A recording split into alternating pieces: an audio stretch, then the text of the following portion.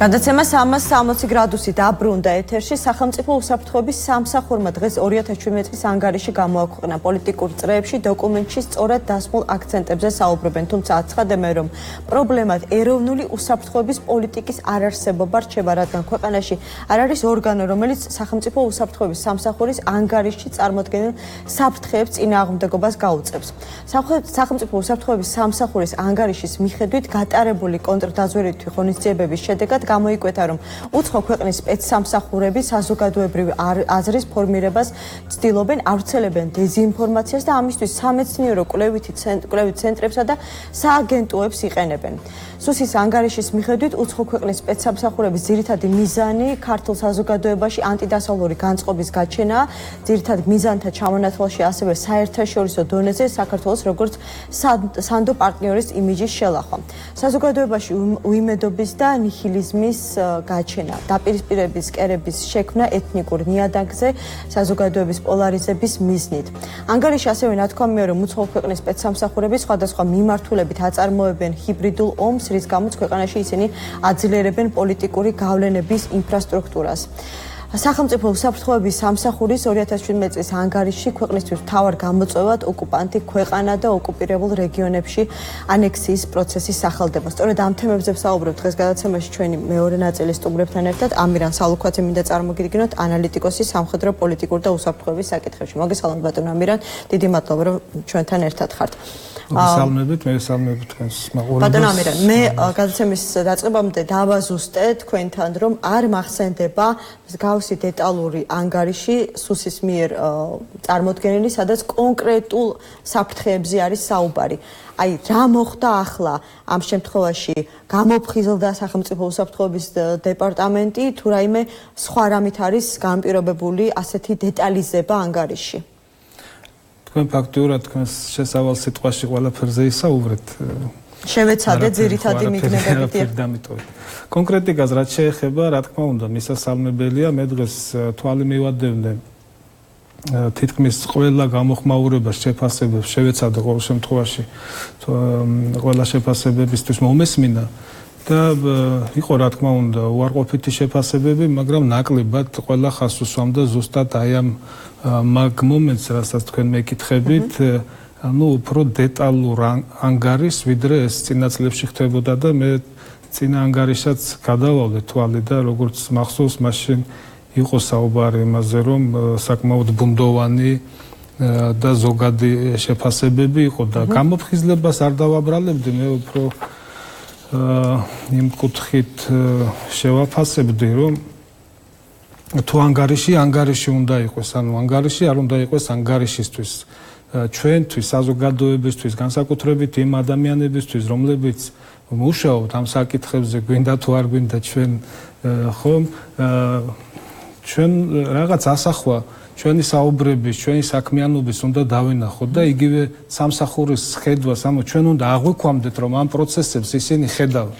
ჩვენ ყველაფერს დეტალურად ანგარიში რა თქმა უნდა ვერ წარმოგვიდგენენ და უამრავი საქმე იქნება, რომელსაც გრიფიადებს, იქნება უამრავი შეფასებები, ანალიტიკური დოკუმენტები, ვიცი ეს როგორ ხდება და როგორ გროვდება ეს საბუთები და რა თქმა უნდა ყველაფერი ანგარიში წარმოდგენილი ვერ იქნება, მაგრამ აი ეს ბლოკებად რაც იყო წარმოდგენილი, ჩემთვის საკმაოდ პოზიტიური განცდა დატოვა. მიუხედავად იმისა, რომ იქ ყველა დეტალში შეიძლება სადღაც ჩაღრმავება და კითხვების დასვა. კონკრეტულად რომელ დეტალებთან დაკავშირებით გაგიჩნდით პირადად თქვენ შეკითხვები, იმიტომ რომ ეს განსაკუთრებით საინტერესოა. შეკითხვები ყოველთვის შეიძლება დაიბადოს და თუ შეკითხვა არ არსებობს, ამ შენ ვერ ხედავ პრობლემას საღად და სრულყოფილად, ან ანგარიში არის, ან დოკუმენტია თვითონ ზერელე და ზოგადი.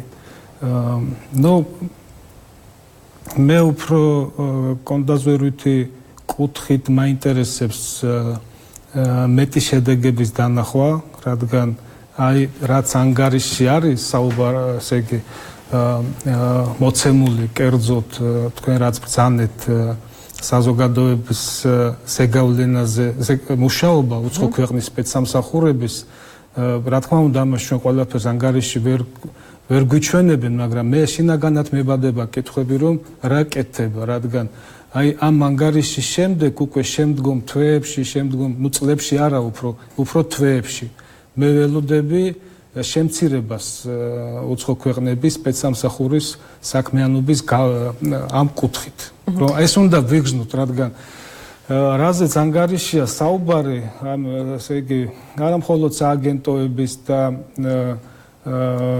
ანალიტიკური ცენტრების გამოყენებით, არამედ სოციალური ქსელის გამოყენებით. მეც მქონდა წინა თვეების განმავლობაში რამდენიმე პოსტი უკვე საკმაოდ ემოციური იმასთან დაკავშირებით, რომ აი ბოტებს და ტროლებს რასაც ეძახიან, საკმაოდ მომრავლდა. სტალინის სურათებით და რა ვიცი ლამის ნაპოლეონის სურათებით არ მოყვები ახლა ამ დეტალებს, ამას ყველა ვინც დღეს მოიხმარს სოციალურ ქსელს Facebook-ს, ყველა ხედავს და არა სავალდებულო მეგობრებში ყავდეს ის ადამიანები, კომენტარებში შემოდიან და აკომენტარებენ და ქმნიან არასრულყოფილობის შეგრძნებას, რომ აი ვარ დაუცველები და აი თუ არ შემოვტრიალდით ვარესი დღე გველოდება და ასე შემდეგ. აი ესეთი შინაარსის პოსტები, კომენტარები ძალიან მომრავლდა ბოლო თვეების განმავლობაში. ეს არ არის შემთხვევითი ტენდენციები, აქ იგრძნობა ზუსტად ხელი სპეცსამსახურების საქმიანობის. რადგან სოციალურ ქსელებზე საუბრობთ, ანგარიშში ასევე ნათქვამი იყო, რომ სტუდენტურ ჯგუფზეა საუბარი, რომლებიც ასევე სოციალურ ქსელებში რადიკალური მოწოდებებით გამოირჩევიან. დიახ, რა თქმა უნდა, იყო რადიკალური მოწოდებებიც, კომენტარები არის საკმაოდ მძაფრი და სიცრუეზე დაყრდნობილი. გამიგეთ, მაგრამ მუშაობს ეს. და ეხლა არ მინდა ამ ყველაფრის დეტალების მოყოლა, მე მუდმივად მიწევს დუღილი ამ ყველაფერში, დღეს შეუძლებელია რაიმეს ანალიზი გააკეთო, თუ სოციალურ ქსელს არ ფლობს სრულყოფილად, რადგან სოციალური ქსელი გაძლევს იმის საშუალებას, რომ შენ საზოგადოების მაჯისცემაზე კონდეს ხელი და ასე ძლიერი იარაღია იმისათვის, რომ ზემოქმედება მოახდინოს საზოგადოების გარკვეულ ჯგუფებზე. და ჩემ კიდევ ერთხელ ვამბობ, რომ კარგია რომ ეს ანგარიში მოხდა და ახლა მე არ ვამბობ იმაზე, რომ რაღაც რეპრესიული ზომები უნდა წავიდეს, ჩვენ უნდა ზეგი სიტყვის თავისუფლება შევამციროთ და ასე შემდეგ და ასე შემდეგ. ახლა მაგ კუთხით არა, მაგრამ გარკვეული საქმიანობა მე ვთვლი გასაწევი არის იმ კუთხით, რომ და ამაზე დღეს მთელი მსოფლიო მუშაობს, ხო? და ძირითადი პრეტენზია, რაც რუსეთის მიმართ დაიწყო, ერთ-ერთი ძირითადი, ახლა რა თქმა უნდა, აქ არის უკრაინის პროცესები, ხო, ყირიმის ანექსია და ასე შემდეგ, როცა დაიწყო რუსეთ-დასავლეთის ესეთი დაპირისპირება, მაგრამ აი შემდეგი ეტაპი ტალღა იყო ამერიკის არჩევნები და ზოგადად არა მხოლოდ კიბერშეტევები, არამედ აი სოციალურ ქსელებში ესე იგი მიზანმიმართული საქმიანობა რუსეთის სპეცსამსახურების. ეს იგრძნობა ჩვენთანაც და თუ დასავლეთში გარკვეულწილად მუშაობენ ამ მიმართულებით, ჩვენს მოგვიწევს ამ საქმიანობის გაწევა, მოგვიწევს ასევე გამოცდილების გაზიარება იმ კუთხით, თუ როგორ შევამციროთ ჩვენ უცხო ქვეყნების გავლენები სოციალურ ქსელში და ზოგადად საზოგადოებაში. კიდევ ერთხელ ვამბობ, რომ აქ არაა საუბარი რაიმე სიტყვის თავისუფლების შეზღუდვაზე, ღმერთმა დაგვიფაროს. ნებისმიერ ადამიანს აქვს იმის უფლება, რომ მას კონდეს თავისი პოზიცია, ვიღაცას მოწონდეს საბჭოთა კავშირი, ვიღაცას რუსეთი მოწონდეს, ვიღაცას დასავლეთი. აქ ამაზე არ არის საუბარი. საუბარია ტროლების ათობით და ასობით ტროლის მიზანმიმართულ საქმიანობაზე, ხო? საზოგადოებრივი აზრის შეცვლის მიმართულებით. ეს უკვე კონკრეტული ესე იგი თუმცა თავარი შეკითხვა, რომელიც დღეს ისმოდა ამ ანგარიშის შემდეგ იყო ის თუ რით პასუხობს საქართველოს სახელმწიფო ყველა ამ გამოწვევას, რომელიც არსებობს უსაფრთხოების კუთხით. იგივე უსაფრთხოების სამსახური, უშიშროების სამსახური, გვაქვს თუ არა წყობრად ჩამოყალიბებული ეფექტური სისტემა, რითაც ჩვენ შეგვიძლია შესაბამისი პასუხი გავცეთ ყველა ამ გამოწვევას. ჩვენ ყველაფერს ასე ზედაპირზე ვერ დავინახავთ. ახლა სპეცსამსახურების არ არის მაგალითად პოლიციური სტრუქტურები, ხომ? აი პატრულის პოლიციის საქმიანობას ვხედავთ მაგალითად ბრიფინგები გააქტიურდა, მისასალმებელია რადგან გარკვეული პერიოდის განმავლობაში იყო პაუზა, საზოგადოებაში იგრძნობოდა კრიმინალის ზრდა და არ იყო რაღაც სიგნალები შინაგან საქმეთა სამინისტროდან და ასეთი ინფორმირება საზოგადოების დადებით ახმას რა თქმა უნდა პოვებს, მაგრამ თუ აი შინაგან საქმეთა სამინისტროს საქმიანობა ამ კუთხით შესაძლებელია რომ დავანახოთ, სპეცსამსახურების საქმიანობა უფრო ფარული არის და ყოველთვის რატომ ხალხილულიც ხომ არის იგივე მე ვცდილობდი რომ მომეძებნა ნაწყვეტი ამ ანგარიშიდან ამ ანგარიშის საუბარია ასევე იმაზე რომ 2017 წელს ადგილი ჰქონდა ტერორიზმის დაფინანსების მცდელობას ასევე საუბარია დეტალურად პანკისა და ბერი გაბრიელ სალოსის გამოცემაზე ჩატარებულ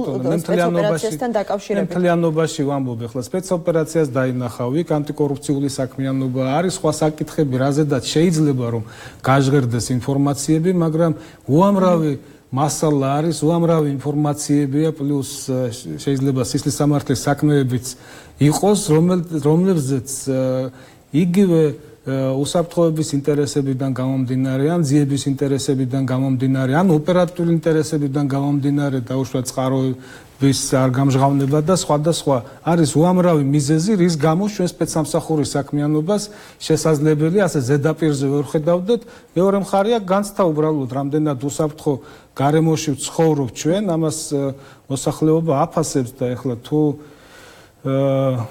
ქვეყანაში არ არის ისეთი შემთხვევები ტერორისტული აქტები სხვადასხვა გამოვლინებები უცხო ქვეყნების სპეცსამსახურების ან ტერორისტული ორგანიზაციების საქმიანობის ესე იგი ან მათ არ აქვთ ინტერესი ტერორისტულ ორგანიზაციებს საქართველოსთან მიმართებაში ან სახელმწიფოს შესაბამისი სტრუქტურები ეს იქნება საგარეო დაზვერვა სახელმწიფო უსაფრთხოების სამსახური რა თქმა უნდა პოლიციურ სტრუქტურებთან ერთად ან ისინი მუშაობენ კარგად ან ჩვენს მიმართ ინტერესი არ აქვთ ვერ ვიტყვი იმას რომ ინტერესი არ აქვთ შესაბამისად დანარჩენი საზოგადოების შესაძლებელი საქართველოს მიმართ ასე ვთქვათ მზარდ ინტერესი ანგარიშში საუბარია ინტერესი რომელსაც საქართველოს ბინადრობის მიმართ იჩენენ უცხო ქვეყნის მოქალაქეები ამავე ანგარიშში ნათქვამია რომ 3500-ზე მეტ პირს ეთქვა უარი იმის გამო რომ ისინი ფიქტიური დოკუმენტაციით ცდილობდნენ საქართველოში შემოსვლას აი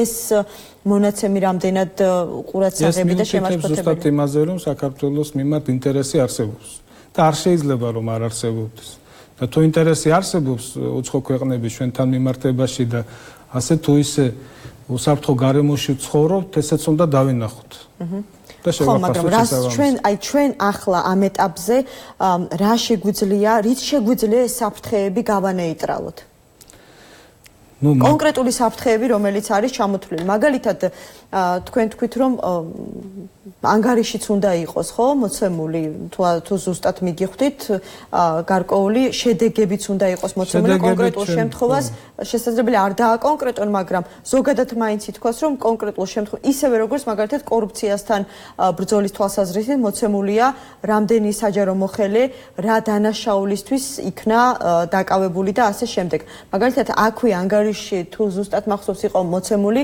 ფაქტი როდესაც ოკუპირებულ ტერიტორიაზე საქართველოს მოქალაქეების გათავისუფლება მოხდა ორმხრივი შეხვედრების შედეგად.